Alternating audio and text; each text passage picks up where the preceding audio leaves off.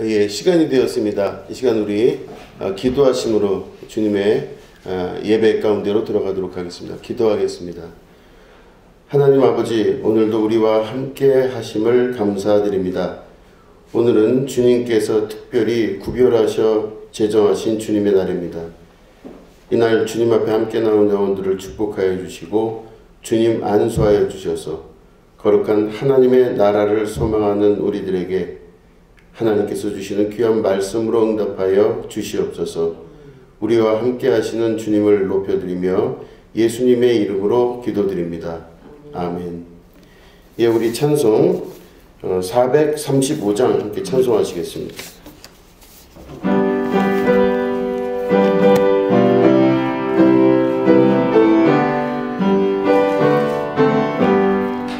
나의 영원하신 주여 생명보다 귀하다. 나의 갈 길 나가도록 나와 동행하소서. 주께로 가까이 주께로 가오니 나의 갈 길 나가도록 나와 동행하소서. 세상 불기 아니란가 모든 명예 버리고 험한 길을 가는 동안 나와 동행하소서. 주께로 가까이 주께로 가오니 나의 갈 길 나가도록 나와 동행하소서. 어두운 골짝 지나가며 험한 바다 건너서 정금문에 이르도록 나와 동행하소서. 주께로 가까이 주께로 가오니 나의 갈 길 나가도록 나와 동행하소서. 아멘. 드려진 예물을 위해서 기도하겠습니다. 하나님 아버지, 이 예물 드리는 습길들을 하나님께서 일일이 기억하여 주시옵소서.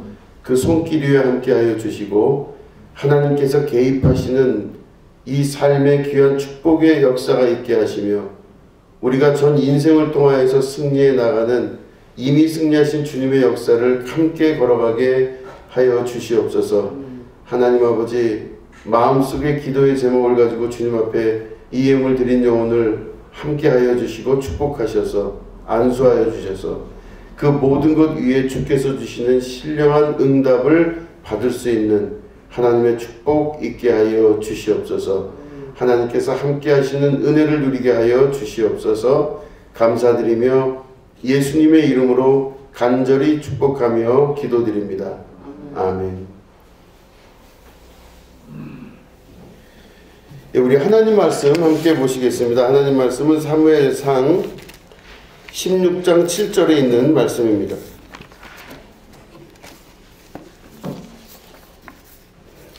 사무엘상 16장 7절 말씀을 우리 한 목소리로 읽도록 하겠습니다. 시작. 여호와께서 사무엘에게 이르시되 그의 용모와 키를 보지 말라. 내가 이미 그를 버렸노라. 내가 보는 것은 사람과 같지 아니하니 사람은 외모를 보거니와 나 여호와는 중심을 보느니라 하시더라. 아멘. 예, 오늘은 중심을 찾아라는 제목 가지고 함께 말씀을 나누도록 하겠습니다. 오늘 본문에 있는 말씀은 이스라엘 사람들이 가나안에 처음 들어가서 그곳에서 이제 국가를 세우게 됩니다. 그럼 그 당시에 그 국가라는 개념은 왕이 있어야 국가라고 인정을 받는 것입니다. 부족장 수준이 아니라 왕을 세워야지만 국가라고 이름을 할 수가 있는 것이었죠. 그 이스라엘 사람들이 자기들도 이제는 좀 국가를 가지고 싶다라는 소망을 가졌던 것이죠. 그럴 때 그 국가가 지금 말씀드린 대로 이루어지기 위해선 왕이 있어야만 됩니다. 그러니까 주변에 왕을 둔 그 국가들을 다 보고 부러워했던 것이죠. 그래서 왕을 좀 주십시오. 왕을 우리에게 달라. 이렇게 막 하나님께 기도하고 그렇게 이야기를 할 때 하나님께서 아직은 너희들이 왕을 가질 때가 아니다. 이렇게 말씀을 하셨는데 이스라엘 사람들은 욕심이 있는 거예요. 왕을 가져서 국가를 만들고 싶은 거죠. 이제 번듯하게 국가라는 그 이름으로 자기들이 살아가고 싶었던 겁니다. 그래서 번듯한 왕을 세워서 번듯한 국가를 이루고 싶어서 그들이 억지로 왕을 세우게 됩니다. 그런데 그들이 왕을 세우는 방법을 이렇게 자세히 성경에서 보면 생긴 게 멀쩡하고 키가 크고 잘생기고 누가 봐도 야, 참 멋지다 이런 사람을 그들이 왕으로 뽑게 됩니다. 저 사람이 맞습니다. 이렇게. 그래서 사람들은 다 보면 그 사람의 겉모습을 보고 그 사람을 뽑아요. 그래서 그 사람이 우리의 왕입니다. 그래서 번듯하게 잘생기고 괜찮은 사람이 그 나라의 대표가 되고 왕이 되는 것. 다 사람들이 원하고 바랍니다. 그래서 보면 사람을 볼 때 우리들도 특별히 참 이상한 게 한국 사람들은 더더군다나 거기에 굉장히 많이 몰두해 있습니다. 그래서 그 사람의 외모를 가지고 그 사람을 평가하는 경우가 다른 어느 나라보다도 심하게 강한 나라가 우리나라라고 볼 수 있습니다. 그래서 보면 생긴 게 멀쩡하고 키 크고 잘생기고 얼굴이 허멀겋고 이런 사람이 왕이 되는 걸 바라서 결국엔 하나님께서 원치 않으셨는데도 불구하고 그런 사람을 뽑아서 왕으로 삼는데 그 사람 이름이 이스라엘의 일대 왕이었던 사울이라는 사람입니다.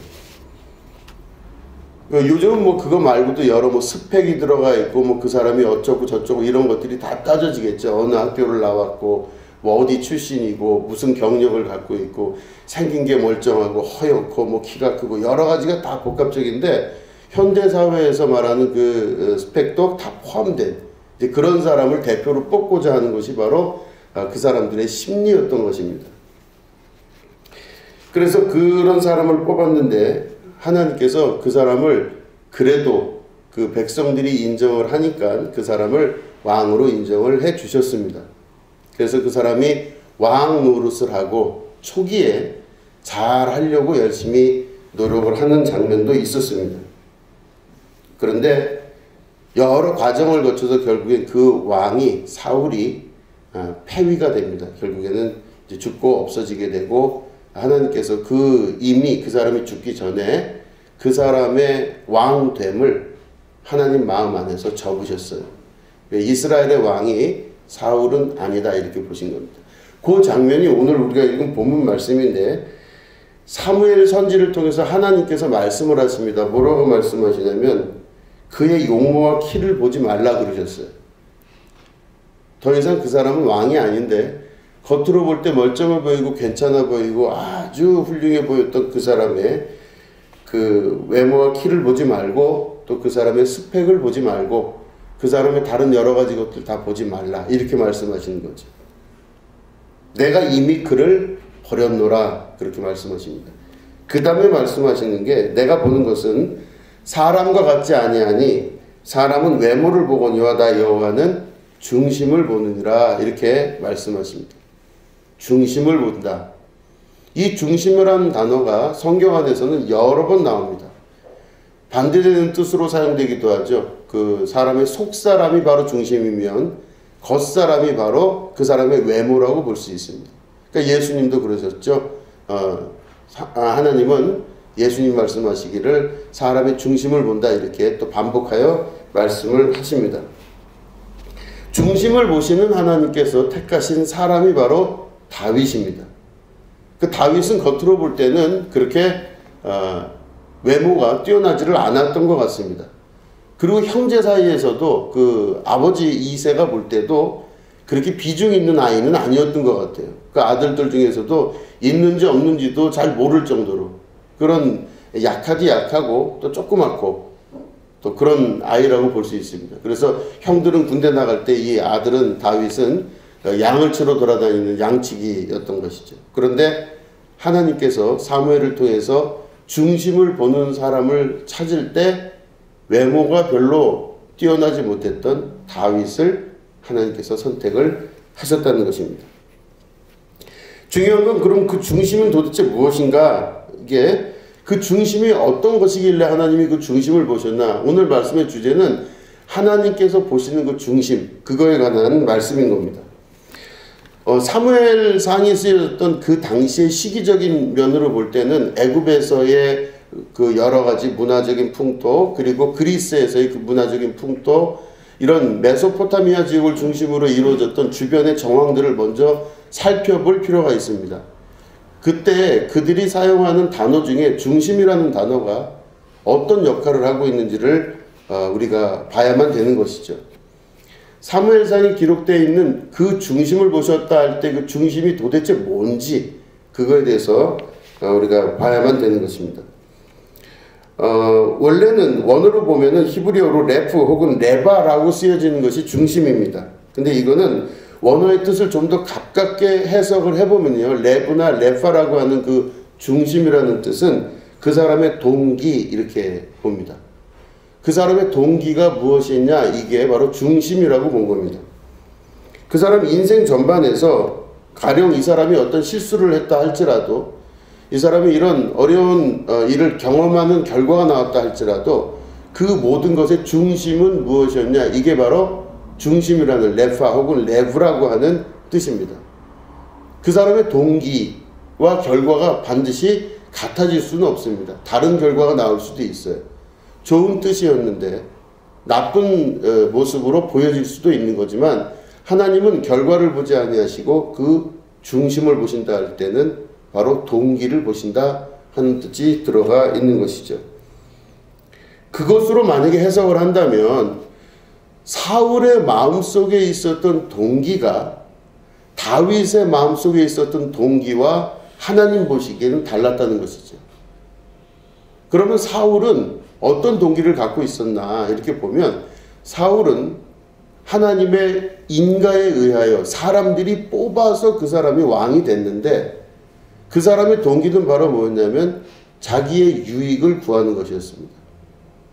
하나님께서 위임해 주시고 하나님께서 맡겨주신 것이라고 하는 신앙을 갖고 있는 것이 아니라 자기의 인생을 성공시키기 위해서 사울이 그것을 갖고 있게 되는 것이죠. 그러니까 동기 자체가 하나님을 위하여 혹은 사람을 위하여 있는 것이 아니라 자기를 위하여 있는 사람을 말하는 것입니다. 그렇기 때문에 그 중심이 있는 사람을 하나님께서 그 중심, 그 동기를 보시고 그를 버리신 겁니다. 여러분 잘 아시겠지만 사울은 계속해서 실수를 해나갑니다. 자기 왕좌가 자기가 갖고 있었던 그 왕의 권위가 무너질까봐 다윗을 시기하고 질투하고 죽이려고까지 하고 여러 가지 일들을 끝까지 계속 관철시키려고 하는 것들을 볼 수 있습니다. 근데 그런 걸 보면 이 사울의 동기, 그 레프 혹은 레바라고 하는 그 동기는 하나님을 위해서 그 일을 한 것이 아닌 거죠. 그러니까 다윗을 죽이려고 했던 것이 하나님을 위해서나 혹은 국민들을 위해서나 한 건 아니에요. 제가 원래 설교 오늘 할 때 이 설교는 오래전부터 구성을 해놨기 때문에 그 혹시 대통령 선거랑 관련됐다고 오해를 안 하시면 좋겠어요.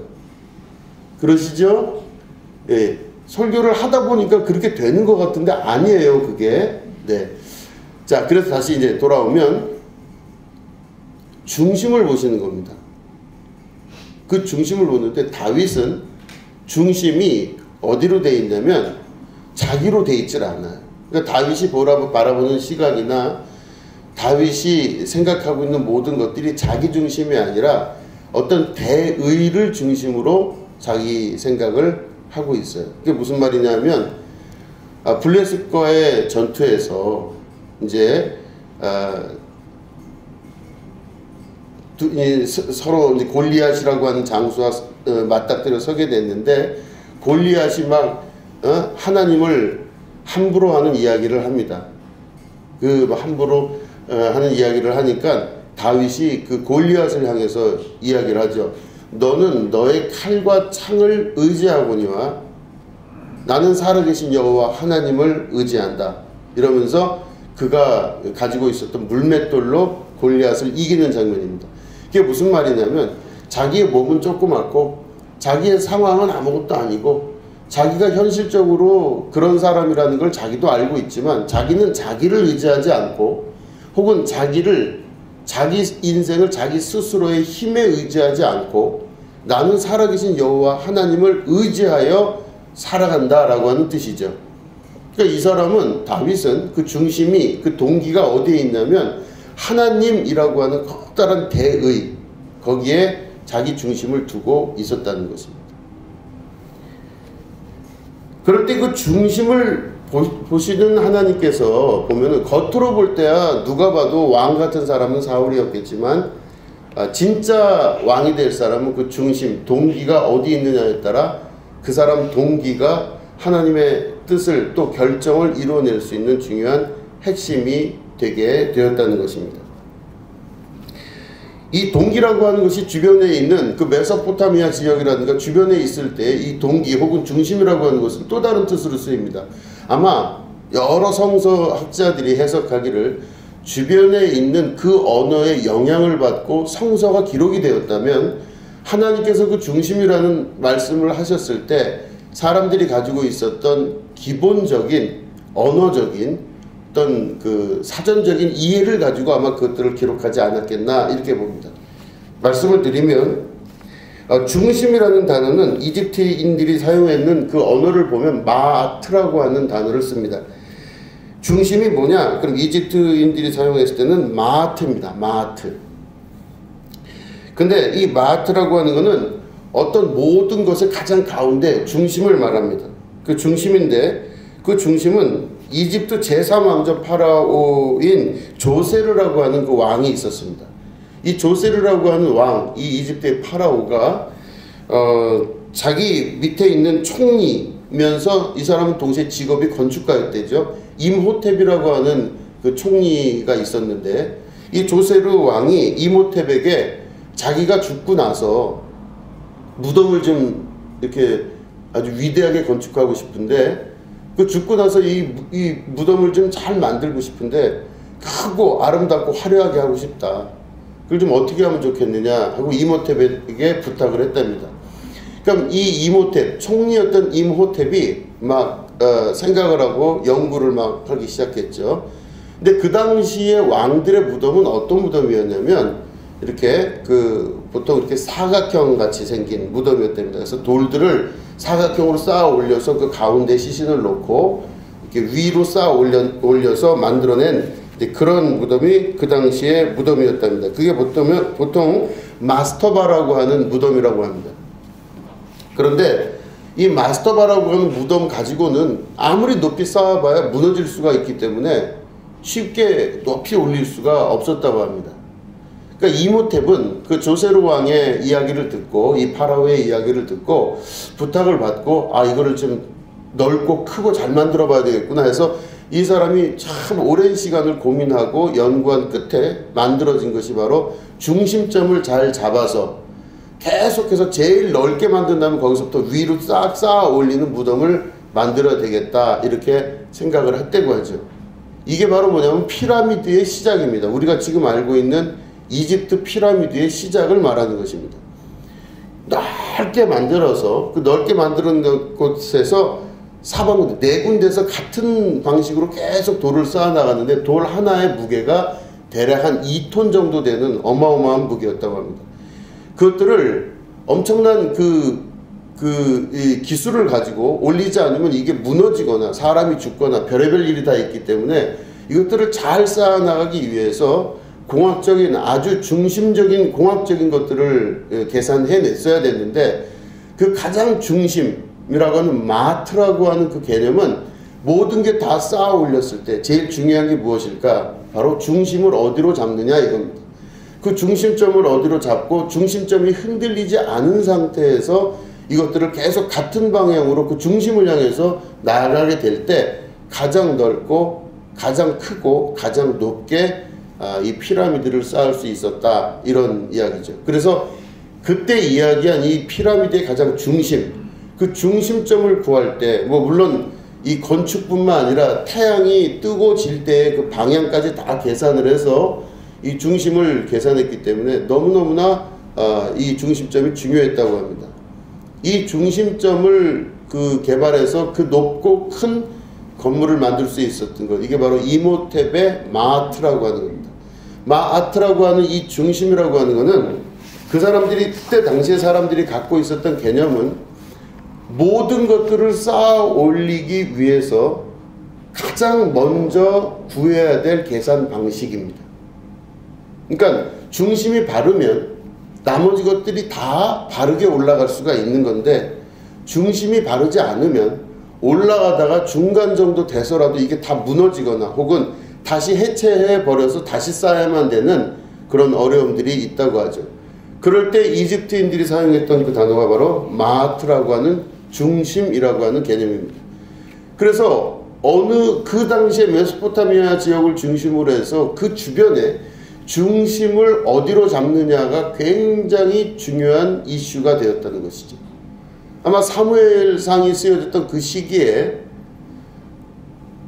이미 중심이라는 단어가 사용될 때는 그 건물 전체를 장악하거나 그 건물 전체를 이야기해 줄 수 있는 핵심이 바로 그 중심이라는 것입니다.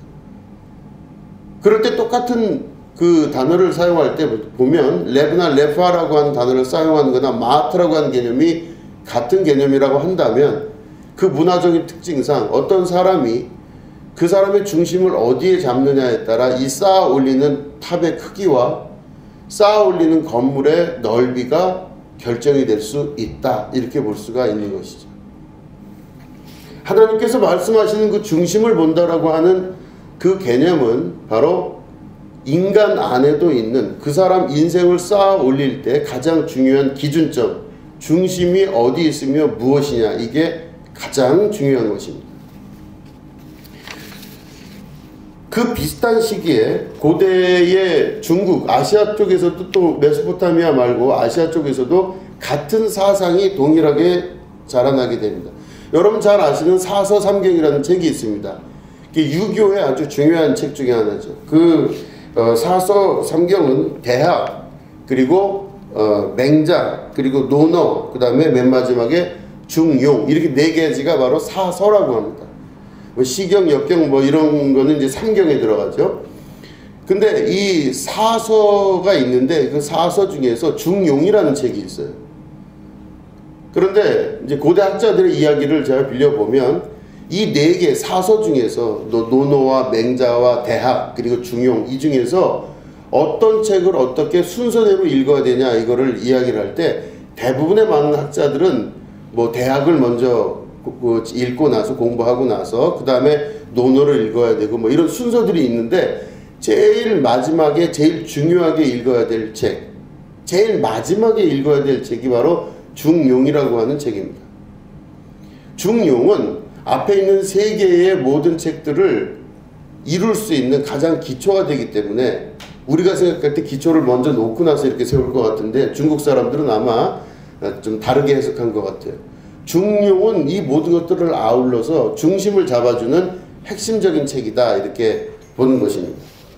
이 중용은 우리가 잘못 알고 있다면 혹은 이것도 저것도 아닌 중립적인 입장을 취한다, 이렇게 보는데 실제로는 중립을 말하는 것이 아닙니다. 중용이라고 하는 것은 바로 중용의 핵심은 이 중립을 가지는 게 아니라 중심점을 찾아가는 인생이 중심점을 찾아가는 행위를 말하는 것입니다. 그 가장 중심점이 뭐냐면 그 사람의 삶에 어떤 기둥을 붙들고 그 기둥을 중심으로 어떻게 이 모든 것들을 쌓아 나가느냐, 이게 바로 중용의 핵심이라는 것이죠. 그래서 이미 중심을 찾은 결론을 말하는 것이 아니라 삶을 우리가 살아나갈 때 내 인생의 마지막 끝까지 그 중심점을 찾고 그 중심점을 붙들고 거기를 근거로 해서 내 인생의 나머지 것들을 살을 붙여나가고 또 도를 세워나가는 그런 일을 해야 되는 그 행위 자체가 중용이라고 본 것입니다. 그러니까 오늘 우리는 각각 다른 연령을 가지고 있고 또 다른 성을 가지고 있고 이런 환경 자체가 서로 다른 곳에서 우리가 각각 다른 방식으로 살아나가고 있지만 중요한 것은 바로 중용의 입장에서 봤을 때는 우리가 삶의 기초를 어떻게 두고 어떻게 쌓아나가느냐에 따라 이 모든 것이 달라지는데 자기가 속한 자기 자리에서 이 기준점을 향하여 중심을 향하여 찾아나가는 그 인생에 굉장히 열심히 노력하고 수고하여 그 중심을 찾아나가는 행위, 이것을 찾는 행위 자체가 중용이며 그것을 찾았을 때 그 사람 인생이 더욱더 풍성하고 더욱더 크고 넓고 높은 건물로 올라갈 수가 있게 된다는 것입니다. 그러니까 중용에서 이야기할 때는 만약에 중심점을 잘못 잡으면 그 사람의 삶은 지금까지 쌓아놨던 모든 게 한순간에 무너질 수도 있게 된다는 뜻입니다. 그 사람이 추구했던 많은 것들이 아무것도 아닌 헛되고 헛된 것일 수도 있다는 뜻이에요. 그렇기 때문에 중용, 가운데에 있는 중심점을 찾아가는 그 행위는 바로 하나님께서 우리 각자에게 부여하신 천부적인 것이 있는 것과 동시에 그 천부적인 것들을, 이 비밀을 찾아나가는 작업이 그 속에 들어가 있는 것입니다.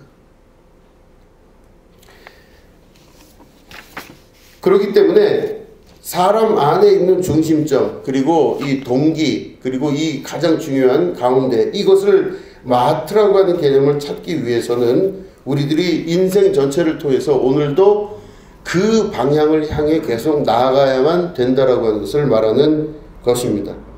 그런데 중요한 것은 바로 뭐냐면 이 중심점을 향해 계속 나아가는 우리들에게 각각 각 사람의 중심점이 다 다르다는 것입니다. 어떤 사람에게는 여기가 중심점이 될 수 있고 어떤 사람에게는 저쪽이 중심점이 될 수가 있는 것이죠. 그렇기 때문에 그 사람이 추구하는 어떤 중심점이 어떤 절대성을 갖고 있지는 않다, 이렇게 중용은 이야기하고 있습니다. 그런데 사람마다 다른 평가와 가치관을 가지고 하나님께서 평가하신다는 뜻이에요. 어떤 사람은 이런 중심을 가지고 있는데 그 사람의 그 중심점을 하나님께서 탓하진 않으시는데, 중요한 기준되는 건 바로 뭐냐면 하나님의 마음과 같은 마음의 중심을 갖기를 원하시는 것입니다. 그러니까 그 사람의 나타난 결과보다 그 사람의 중심을 하나님과 같은 중심으로 보기를 원하신다, 이런 뜻이에요. 그래서 보면 사람들이 보는 것과 하나님이 보는 것이 너무 달라요. 이렇게 보시면은 예수님께서 십자가에 달리셨을 때 예수님 그 좌우에 같이 십자가에 매달린 그 사람들이 있었습니다.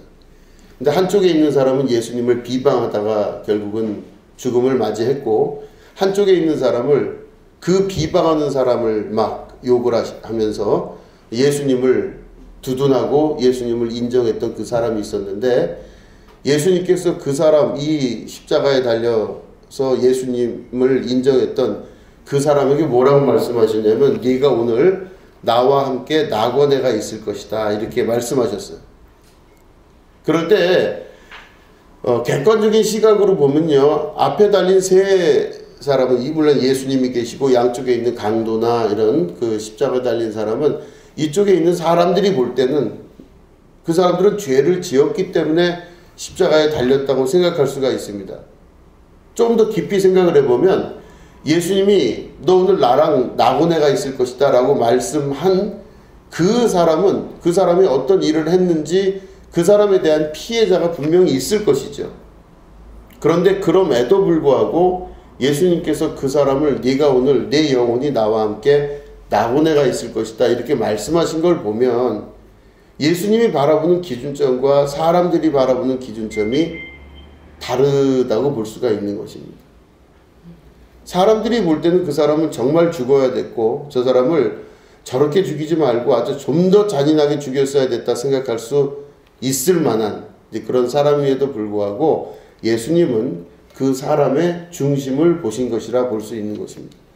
그렇다면 이 중심이라고 하는 것은 각 사람마다 서로 다른 가치를 가지고 보여질 수 있겠지만 중심을 향해 가는 그 사람 마음속에 안에 있는 깊은 양심과 하나님이 주신 본성과 그 중심에 존재하고 있는 하나님의 거룩하심, 하나님의 선하심을 우리가 알 수 있다면 그것을 향해 가는 그 사람은 그 행위 자체가 이미 중용의 도를 쫓아가는 것이라 볼 수가 있는 것입니다. 중요한 것은 최선을 다해 오늘도 우리는 중심을 향해 가야만 됩니다. 우리가 중심을 잘 잡으면 나머지 것들의 모든 것들이 어느 순간인간 다 이 삶을 통해 쌓아지게 될 때 말씀드린 대로 좀 더 안전하고 좀 더 넓고 좀 더 크고 좀 더 높은 이 건물로 그 삶이 완성될 수가 있다라는 것입니다.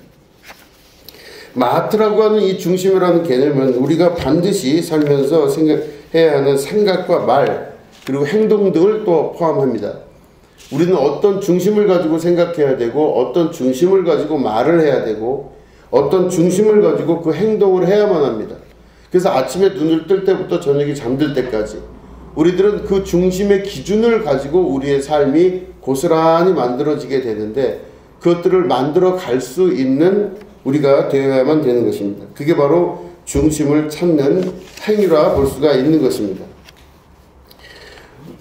사람들이 많은 부분 이제 이 사울 얘기로 다시 돌아가자면 사람들은 많은 부분 저 사람이 왕이기 때문에 저 사람이 이렇기 때문에 저 사람은 겉으로 보기에 굉장히 선해 보이고 아름답고 괜찮고 얼굴이 허옇고 키가 크고 잘생기고 등치도 있고 이렇게 보이기 때문에 그 사람을 왕이다 이렇게 인정할 때가 있지만 그 사람 속과 그 사람 겉은 정말 다른 것을 볼 수가 있습니다. 신앙도 똑같다고 볼 수가 있습니다. 신앙생활에 우리가 중심점을 제대로 잡지 않으면 그 사람은 자기가 사실은 신앙생활할 때 우리의 삶은 우리가 한마디로 이야기하면 하나님의 영광을 위해서 우리가 사는 겁니다.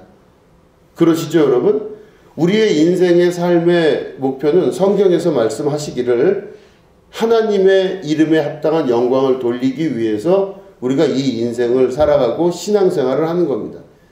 하나님께 영광을 돌린다는 건 뭐냐면 많은 사람들이 볼 때 내 인생을 통해서 하나님이 살아계시구나, 하나님이 역사하시는구나, 하나님이 진짜 계시는구나 이런 것들을 사람들이 인정할 수 있도록 내 삶을 만들어가는 겁니다. 그러면 많은 사람들이 볼 때 신앙생활을 정말 잘하는 사람은요, 아, 저 사람 참 멋있다. 저 사람 삶을 통해서 우리가 배워야 될 점이 있는데 저 사람 그 뒤에 누가 있는가? 혹은 저 사람 속에 누가 있는가 봤을 때 그 속에 하나님이 계시고 그 뒤에 하나님이 계시다는 걸 알게 하는 것. 이게 바로 신앙생활의 핵심입니다. 그러니까 우리의 삶의 목표와 중심점이 바로 뭐냐면 하나님의 영광을 우리가 드러내는 게 우리의 삶의 목표입니다. 그런데 그 자리에 하나님의 영광이 아니라 내 영광이 들어가기 시작하면 모든 게 다 부서지기 시작합니다. 모든 생각과 말과 행동의 중심이 하나님의 영광을 위해서 살아가야 됩니다. 그럼 내가 어떤 일을 통해서 좀 뭐가 잘 됐어요. 그럼 어떤 일을 통해서 뭐가 잘 되면요, 그 영광을 누가 받으셔야 되죠? 하나님이 받으셔야 돼요. 이건 진짜 기적적으로 하나님이 행하셨습니다. 하나님이 나를 통해서 이런 일을 하셨는데 정말로 하나님의 기적과 같은 역사가 나타났습니다. 이게 내 입을 통해서 시인되고 많은 사람들에게서 그게 공감이 되어야만 돼요. 근데 사람 욕심이라는 게 그렇지가 않아요. 나도 좀 한 것 같거든요. 모든 좋은 일이 있는데 그 내가 좀 뭘 한 것도 같고 그렇게 인정을 받고도 싶어요. 인정 욕구가 사람 안에 있는 것이죠. 그러다 보면 하나님의 영광이 아니라 내 영광으로 살짝 돌아갈 때가 있는 것입니다. 진짜로 하나님이 해주셨다고 내가 믿어야 되는데, 그리고 믿고 그 하나님께 그 영광을 내가 돌리고 다른 사람들도 야, 그렇구나, 하나님이 도와주셨구나 이렇게 해야 되는데, 살짝 그걸 바꿔서 내 영광으로 만들고 싶은 욕구가 우리 안에 있게 되는 것입니다. 나도 뭘 좀 한 것 같거든요. 아니, 최소한 나도 뭐를 좀 했다고 생각을 하는 겁니다. 그러니까 자기 스스로도 이게 약을 먹고 감기가 난 건지, 양약을 먹고 난 건지, 한약을 먹고 난 건지, 음식을 먹고 난 건지를 모르고, 쉬어서 난 건지를 모르는 겁니다.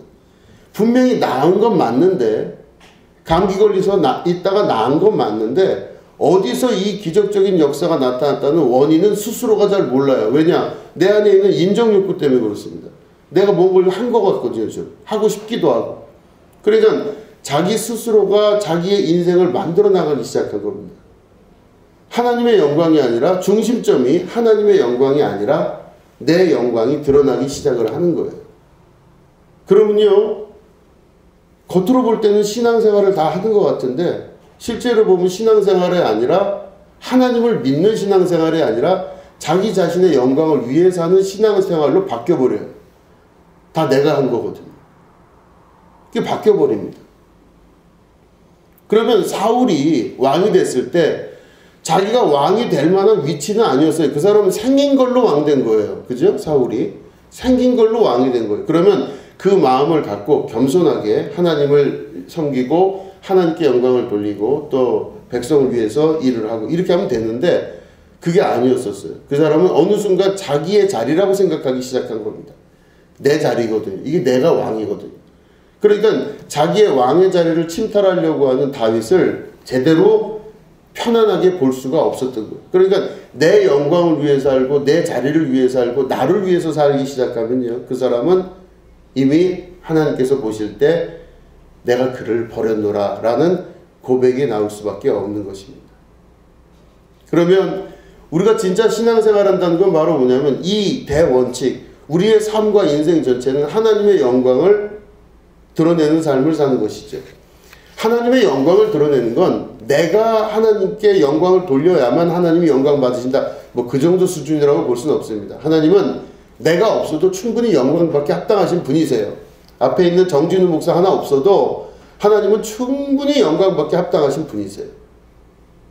이미 그분은 영광 받으실 분이고 이미 영광은 그분 안에 있는데, 사람들이 그 영광을 악한 마귀 사단에게 휩쓸려서 하나님의 영광을 빼앗거나 하나님의 영광을 가리기 시작한 것, 이게 바로 죄의 시작이고 이 죄의 역사의 시작이 된 것입니다.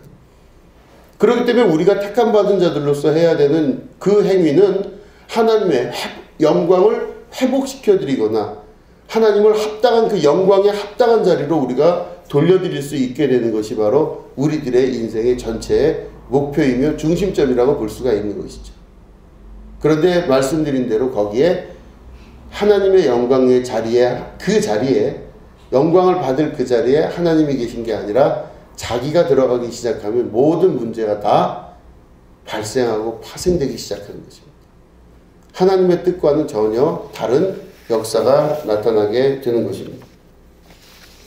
중심을 잡기 위해서는 바로 우리가 이 중심점, 다시 말해 그 중심점을 제대로 잡아야 거기에 건물을 제대로 올릴 수 있듯이 이 중심점을 향해 계속해서 찾아가는 작업을 해야만 되는 것입니다.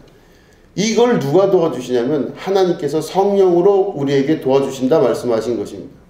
우리가 에덴 동산을 향해 창조 섭리의 원형으로 돌아가야만 됩니다. 하나님이 우리를 창조하셨을 때는 보기에 심히 좋았더라, 그렇게 성경은 기록하고 있어요. 아담을 만드시고 너무너무 심히 보기에 좋았더라. 다른 피조세계를 만드셨을 때는 좋았더라, 보기에 좋았더라 그러셨는데 아담을 만드시고는 보기에 심히 좋았더라 그러셨어요.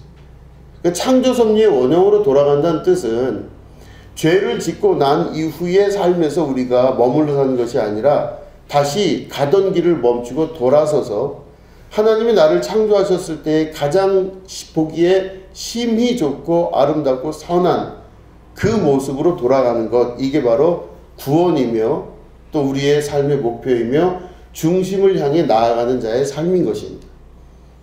그렇기 때문에 하나님이 지금 나를 보시고 보기에 심히 좋았더라, 하나님이 나를 보시니까 너무너무 기쁘더라, 이런 삶으로 돌아가는 게 구원이에요. 그러니까 그걸 향해서, 중심을 향해서 계속 나아가고 또 나아가는 것이죠. 그렇기 때문에 진짜 신앙생활을 한다는 건 바로 뭐냐면 중심을 향해 나아가고 하나님께서 보시기에 심히 좋은 그 모습으로 돌아가고, 그리고 하나님의 그걸로 인하여 하나님께 또한 영광을 돌리고, 나는 세상과 나는 간 것이 없고 나를 구속하신 주님만 보이는 그 하나님의 나라의 구원의 역사 가운데로 들어가야만 되는 것이죠. 이게 진정한 신앙생활인 것입니다. 그런데 말씀드린 대로 신앙생활을 그렇게 하는 것이 아니라 자기 중심적으로 신앙생활을 하기 시작하면 그 사람은 신앙생활을 하는 것이 아니라 자기를 섬기는 삶을 포기하지 않고 그대로 살아가게 되는 것입니다.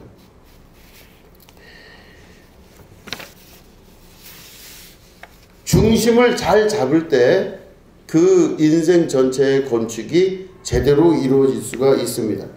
하나님께서는 성령의 역사를 통해서, 때로는 어려운 일을 통해서, 혹은 말씀을 통해서, 혹은 벼랑 끝에 서게 되는 그런 경험을 통해서 하나님께로 돌아오게끔 계속 만들어 가십니다. 하나님께서는 그래서 사랑하는 자들에게 채찍을 들어서라도 그 사람을 하나님께로 돌아오게끔 만들어 내셔요. 그래서 하나님을 찾게끔 만드시고 하나님 그 중심 안으로 들어가게끔 만드시는 일을 하십니다. 그러니까 우리 눈에 보이지 않지만 하나님의 계획은 여러분 한 분 한 분에게, 그리고 저에게 다 있으셔요. 그래서 조금 더 하나님께로 가까이, 조금 더 하나님의 중심으로 가까이 들어갈 수 있도록 우리를 이끌어 가시는 것이죠. 중심이 만약에 제대로 잡혀 있지 않고 우리가 하나님께서 우리에게 말씀하시고 가이드하시는 그 중심으로 가지 않고 우리의 뜻에 따라, 나 개인의 뜻에 따라 우리가 인생을 살아가기 시작한다면 그 인생이 바로 중심이 잡히지 않은 인생이 됩니다. 그렇게 되면 엄청 많은 걸 평생 쌓았어요. 엄청 많은 걸 쌓아서 그 사람이 뭐 부족함 없이 많은 걸 쌓았다 할지라도 중심이 하나님께 있지 아니하면 허망하고 허망해서 모든 것들이 다 한순간에 무너질 것 같은 어려움을 겪게 되는 것입니다. 그리고 계속 쌓아가지만 결론은 점점 갈수록 이상해져요. 같은 문제가 계속이 반복이 되거나 같은 어려움이 계속 반복이 될 수가 있게 되는 것입니다. 돈도 잘 벌고 학교도 잘 나오고 건강하고 모든 게 다 있고 없는 것 없이 다 있다고 생각을 했는데, 그렇게 되면 행복하다고 생각했는데 절대 행복하지를 않게 된다는 것입니다. 결론은 무언가 중심점이 잘못되었고 그 중심축이 잘못되었기 때문에 쌓아가는 방식도 쌓는 것만 있을 뿐이지 언젠간 무너질 수밖에 없는 그런 모래성 같은 싸움을 쌓을 수밖에 없다는 것입니다. 언젠간 약하디 약해 무너질 수밖에 없는 구조물을 평생을 걸쳐 만들 수밖에 없는 것이죠. 중심을 잘못 잡은 사람은 자신이 이미 만들어 놨기 때문에 다른 중심을 잘 잡은 사람의 구조물을 아무리 이해해 보려고 해도 이해가 잘 되질 않습니다. 겉으로 보여지는 이 모습을 가지고 판단했던 많은 사람들은요, 저 사람은 저렇게 나보다도 작은 걸 쌓고 있는데 왜 저 사람은 뭔가 단단해 보이고 행복해 보이고 기뻐 보이고 변화가 있어 보이는지 모르겠다. 나는 훨씬 더 많고 나는 훨씬 더 크고 훨씬 더 높은 걸 갖고 있는데 왜 저 나보다 더 작게 보이는 사람은 저 사람을 보다 나는 왜 더 이상하게 행복해 보이지 않을까, 이 생각을 하게 되는 겁니다. 중요한 거는 이 양쪽에 있는 사람의 크기, 다시 말해 쌓아놓은 여러 가지 것들의 크기보다 더 중요한 것이 중심이 서로 다르다는 것이죠. 다른 사람의 중심을 확인하고 볼 수 있는 영적인 감각과 눈을 가지셔야만 된다는 것이죠. 저 사람이 저렇게 잘 되는 것은 저 사람이 복이 많기 때문이야. 타고난 게 그래서 그래. 뭐 여러 가지 환경적인 게 조건이 됐잖아. 이런 말을 많이 사람들이 합니다. 나는 복이 없구나. 뭐 이런 이야기도 많이 하죠. 그런데 중심은 그게 아니라 내 안에 진짜 중심을, 삶의 목표와 이유와 중심을 어디에 두느냐에 따라 그 모든 건축물들의 역사가 달라진다는 것이죠. 그렇기 때문에 무언가를 쌓는 것보다 더 중요한 게, 가장 중요한 건 중심을 먼저 찾아가고 어떻게 잡느냐가 더 중요하다는 것입니다. 중심을 분명히 잡은 사람은 그 이후에 쌓아가는 그 행위가 좀 느리더라도, 다른 사람보다 좀 느리고 좀 잘 안 되는 것 같아도 그 중심이 잘 중심이 잘 잡힌 사람은 조금 후면 훨씬 더 단단하고 가능성의 면에 있어서도 훨씬 더 좋은 가능성을 가질 수 있게 되는 것입니다. 이런 사람을 늦은 것 같으나 바르게 성장하는 사람이라고 볼 수 있는 것이죠. 대기만성입니다. 그러니까 막 여러 가지 뭐 말썽이 많고 뭐 고난이 많고 어려서 뭐 괴롭고 어려운 이런 삶을 많이 살았어요. 살아서 이 사람 인생 전체가 뭐가 됐는지 잘 모르겠으나 그 사람의 가장 중요한 핵심은 바로 뭐냐면 그 어린 시절의 어려움을 통해서 중심을 계속 찾았다는 겁니다. 이런 방식 저런 방식으로든 계속 어떤 방식으로든 중심을 찾아갔는데 그 중심을 찾은 이후에 남들은 이미 이만큼 건물을 짓기도 하고 이만큼 쌓아놓기도 했지만 이 사람은 아무것도 쌓아놓은 거 없이 그저 빈털터리 같이 중심만 가지고 있어요. 그럼에도 불구하고 그 사람은 조금만 시간이 지나면 훨씬 더 많은 것으로 훨씬 더 크고 높은 것을 지을 수가 있는 충분한 근거가 될 수 있다라고 하는 것입니다. 사람들이 볼 때는 그렇지가 않죠. 사람들이 볼 때는 이미 저 사람은 많은 걸 가지고 있고 많은 걸 이렇게 하고 있다 생각하고 있지만 그 사람이 다 쌓아놓은 것 같았지만 근데 그게 하루아침에 무너지게 되는 것이죠. 하루아침에. 그러나 중심을 잘 잡은 사람, 그 마음의 중심이 하나님과 함께 있는 사람은 그렇지가 않다는 겁니다. 우리의 생각과 마음과 또 말과 모든 행동들 이런 모든 것들을 하나님 앞에 우리가 바르게 고정시켜 놓고 기준점을 하나님의 말씀 안에 두고 우리가 살려고 노력하기 시작할 때 그때 여러분들 안에 하나님께서 그 중심을 잡아주시고 이 성령께서 우리를 헬퍼로서 도와주시는 분으로서 보혜사로서 그분이 우리의 중심점을 잡는 일에 최선을 다하시고 그 이후에 우리들이 하나하나 쌓아나간다면 내가 상상할 수 없는 기적의 역사가 삶을 통해 나타나기 시작하는 것입니다.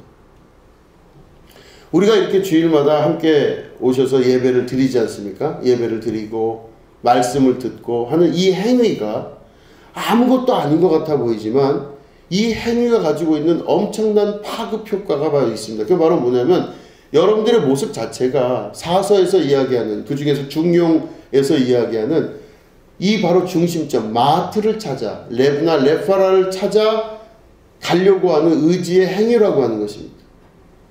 여러분들이 지금 여기까지 나오시기 전에 얼마나 많은 준비를 했게요. 그죠? 막 일찍 일어나서 몸을 다 이렇게 준비하고 또 교회를 오기 위해서 여러분 준비하고 나서 다 진짜 여기까지 와서 앉아서 예배를 드리시는 여러분들의 행위가 보통 행위가 아니라는 것입니다. 그런데 이런 의도와 의지를 가지고 여기 나와서 함께한 이 행위 자체가 바로 여러분들이 중용을 향해서 그리고 이 중심점을 찾기 위해서 여러 가지 행위를 하는 그 행위라고 볼 때 하나님의 나라가 이곳에 임하기 시작하고 그 행위를 하는 많은 여러분들한테 성령께서 도와주시는 역사가 나타나기 시작합니다.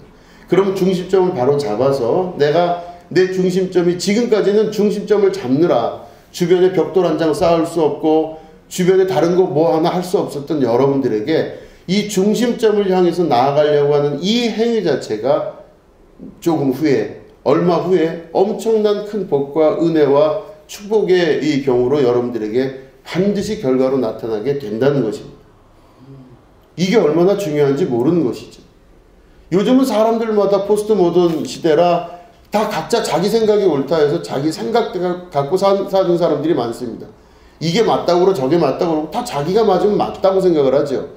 그렇기 때문에 여러 가지 모습의 변화가 있는 이 순간에 여러분들이 하나님의 말씀을 중심으로 두고 예배에 함께 참여하고 이곳에 와서 여러분들이 이 어렵고 힘든 경험과 또 그런 모든 과정을 통과하면서 예배를 드릴 때 여러분들의 마음 안에 있는 그 중심을 하나님께서 잡으시고 하나님 중심의 삶, 예배 중심의 삶, 또 때로는 교회 중심의 삶, 여러분들이 그런 기준점을 두고 살 수 있도록 성령께서 여러분들을 도우시고 그게 이루어진 이후에 차근차근 여러분 주변에 살을 붙여나가시는 하나님의 기적을 체험할 수가 있게 되는 것입니다. 성경을 보시면 이제 마지막으로 정리를 하자면 성경에 나와 있는 많은 인물들이 있죠. 그 많은 인물들이 다 보면은 성경은 참 희한한 책이 대단하게 여겨야 되는 그 위대한 인물에 관한 이야기인데 이 위대한 인물들의 실수를 다 적어놨어요. 다윗이 자기 부하의 부인을 그렇게 했던 이야기, 아브라함이 하나님께서 가라고 한 곳을 가지 않고 중간에 머물렀던 이야기, 그죠? 모세가 그 성질이 급해가지고 막 십계명 판을 다 깨는 이야기, 베드로가 예수님을 3번 부인한 이야기, 바울의 전적 자체가 예수님 믿는 사람들을 잡아 죽이려고 했다는 그런 이야기, 웬만하면 숨길 수도 있고 좀 안 적어도 될 이야기들인데, 성경은 참 희한하게 그 인물 한 사람 한 사람의 잘잘못을 다 기록해놨어요. 원래는 다윗이 이런 사람이다, 나쁜 사람이다, 이런 행동을 했다, 아브라함도 이렇게 믿음이 없었다, 다 그런 걸 적어놨어요. 그런데 그런 걸 다 적어놓고 한 이유가 도대체 뭔가 이렇게 보면요, 그 성경에 나와 있는 많은 인물들이 한 가지 공통적 특징이 바로 뭐냐면은 잘못된 삶을 떠나 자기의 중심점을 찾기 위해서 계속 한 방향으로 나아갔다는 것입니다. 이게 바로 공통점입니다.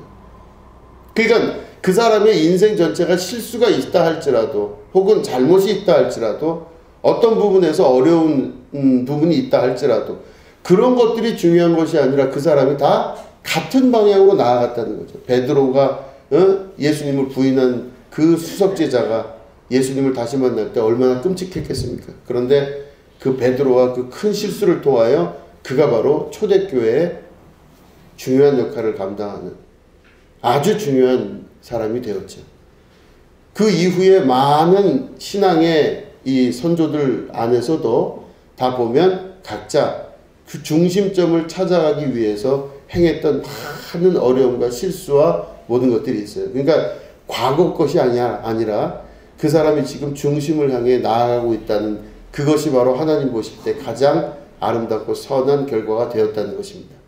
그렇기 때문에 그런 사람들에게는 하나님께서 약속하신 복이 임하게 되는 것입니다.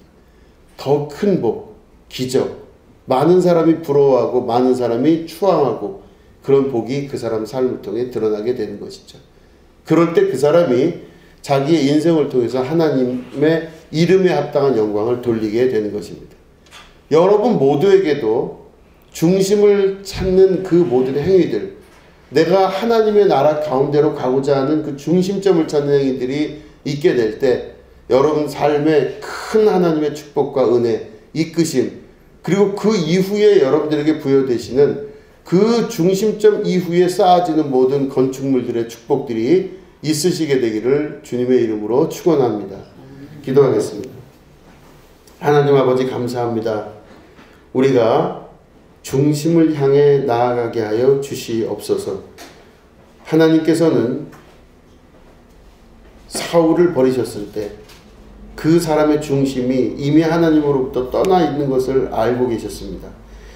하나님께서 다윗을 그 손으로 세우셨을 때 그 다윗의 중심이 하나님께 있다는 것을 알게 되었습니다. 하나님, 우리의 마음이 하나님께 더욱더 가까이 나아갈 수 있도록 도와주시고 우리 안에 있는 중심점을 찾아 그 이후에 하나님이 부어주시는 신령한 축복과 은혜의 백성 되게 하여 주시옵소서. 지금은 우리 구 예수 그리스도의 은혜와 하나님 아버지의 지극하고 무궁하신 사랑과 성령님의 감화감동 축복 교통 역사하심이 오늘 예배를 드리는 주님의 거룩한 백성들 위에 지금부터 영원히 함께 하옵시기를 간절히 축원하옵나이다. 아멘.